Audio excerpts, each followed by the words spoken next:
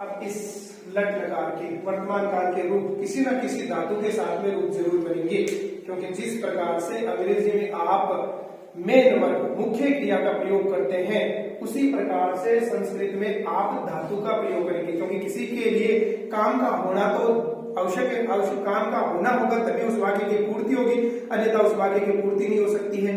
तो हिंदी भाषा में तो यहाँ पर क्रिया का प्रयोग करते हैं, उठना, बैठना, चलना, दौड़ना, खाना पीना क्रिया है। वैसे अंग्रेजी में वर्ब का प्रयोग करेंगे, प्ले, गो, कम, सेल, बाइक। लेकिन संस्कृत में यहाँ पर प्रयोग किया जाएगा धातु का। धातु जैसे पठ, लिख, गम, चल, वद, हस इत्यादि धातुओं का प्रयोग किया जाएगा। तो हम ये लट लकार के रूप सबसे पहले पठ धातु में बनाएंगे, लेकिन धातु में बनाने से पहले धातु रूप न बन करके इस फॉर्मेट को यदि कोई समझ लेता है लट लकार के फॉर्मेट को, तो वो लिट लकार के फॉर्मेट को भी समझ लेगा, लंग लकार के फॉर्मेट को भी समझ लेगा, लोट और विधिलिंग लकार के फॉर्मेट को भी समझ लेगा।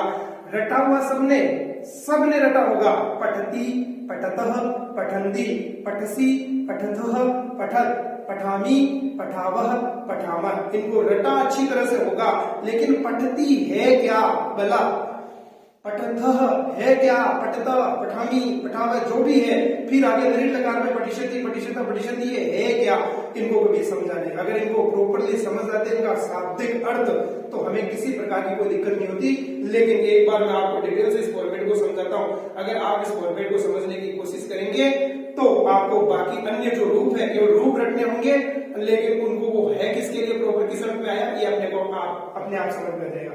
जब भी हम धातु रूप लिखते हैं तो हमेशा इस तरफ, अर्थात ये अपनी दाहिनी तरफ हुआ, तो दाहिनी तरफ हम वचन लिखते हैं। सर्वप्रथम लिखेंगे एक वचन, यानी जो एक के लिए प्रयुक्त होता है। फिर आगे लिखते हैं द्विवचन, दो संख्याओं के लिए, दो कर्ताओं के लिए, दो के लिए इनका प्रयोग किया जाता है। और फिर बहुवचन जो कि प्रयुक्त होंगे दो से अधिक के लिए। अगर इस तरफ वचन लिखे गए तो जस्ट इसके सामने और नीचे की तरफ लिखे होंगे पुरुष, जो कि मैं आपको अच्छे से बता चुका हूं। पुरुष कितने होते हैं? 3। सबसे पहले प्रथम पुरुष, फिर लिखा होता है, थोड़ा दूर लिखेंगे क्योंकि ये फॉर्मेट समझना ही जरूरी है। दूसरा मध्यम पुरुष और नंबर 3 पर लिखेंगे उत्तम पुरुष। अब इस जगह पर आप लोगों ने पढ़ा पठती, यहां पर पढ़ा आपने पठतः, यहां पर पढ़ा आपने पठन्ति लट लगा के, यहां पर पढ़ा पठसी, यहां पर पढ़ा पठथः। जो विसर्ग की ध्वनि आती है उसे हमें ह का उच्चारण करना है। थ के पीछे विसर्ग लगे होते हैं इसलिए बोलेंगे पठथः। फिर यहाँ पर होता है पठत, यहाँ पर पठामी, फिर यहाँ पर पठावह और लास्ट में बनता है पठामह। इस फॉर्मेट को हम कुछ इस तरीके से नहीं समझेंगे, हम समझेंगे उत्तम पुरुष एक वचन कौन होता है। आप स्मरण करें कल की क्लास में या आज मैंने आपको फिर से बताया कि उत्तम पुरुष कौन होता है, अर्थात बोलने वाला मैं। एक वचन है तो वो मैं, अगर दो है तो हम दोनों, और दो से ज्यादा है तो हम सब। आप यहाँ पर पठामी, पठावा, पठामा न लिखेंगे, एक बार के लिए लिखे मैं, फिर लिखे हम दोनों, और फिर लिखे हम सब। अब यदि आपने ये लिख दिया, इसके बाद आप इनका संस्कृत में अनुवाद कर दीजिए। मैं को कहते हैं अहम, हम दोनों को कहते हैं आवाम, और हम सब को कहते हैं वयम। इसी प्रकार से मध्यम पुरुष में आप लिखेंगे, और आपके जो सामने है वो मध्यम पुरुष है, आप उसको एक को कहेंगे एक वचन में तुम, दो को कहोगे तुम दोनों, और दो से ज्यादा को कहोगे तुम सब। तो यहाँ पर पहले लिख लीजिए एक वचन में तो मध्यम पुरुष तुम, फिर होगा द्विवचन तुम दोनों, और इसका बहुवचन रूप होगा तुम सब। अब लिख दीजिए, आपको मैंने कल भी आपको उनकी संस्कृत बताई थी, तुमको कहते हैं त्वम, और वाम के साथ में तुमको कहते हैं यू, तो ये बन जाएगा युवाम, और ये बन जाएगा युयम। शेष बचे हुए सभी के सभी कहलाएंगे प्रथम पुरुष।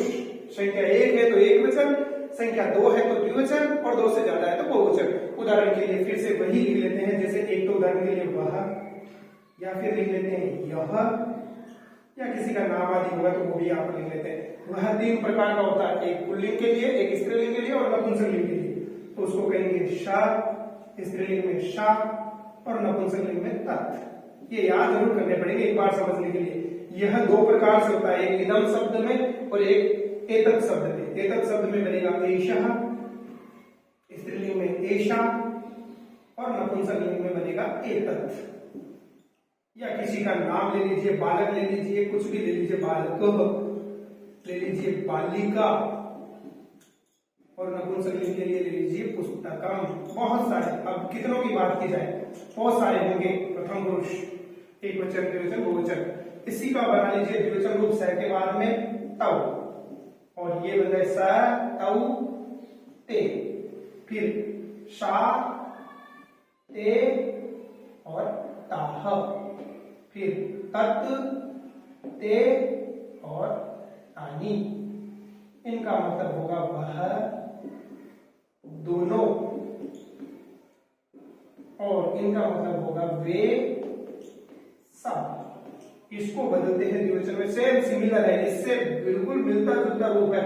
एषः तो एतत् शब्द है, इसलिए एतौ। अगर ये एतौ है तो ये क्या बन जाएगा, ये बन जाएगा एते, और ये भी बन जाएगा एते। इसी प्रकार से नपुंसकलिंग में बनाते, इसको बहुवचन में बनाते हैं, एषः एतौ एते। यहां पर बन जाएगा एषा एते एताः, और बहुवचन रूप बन जाएगा एतत् एते एतानि। संस्कृत का एक शब्द से दूसरे शब्द के साथ में कनेक्शन, मैंने कल भी आपको कहा था कि संस्कृत भाषाई विषय तो है ही, लेकिन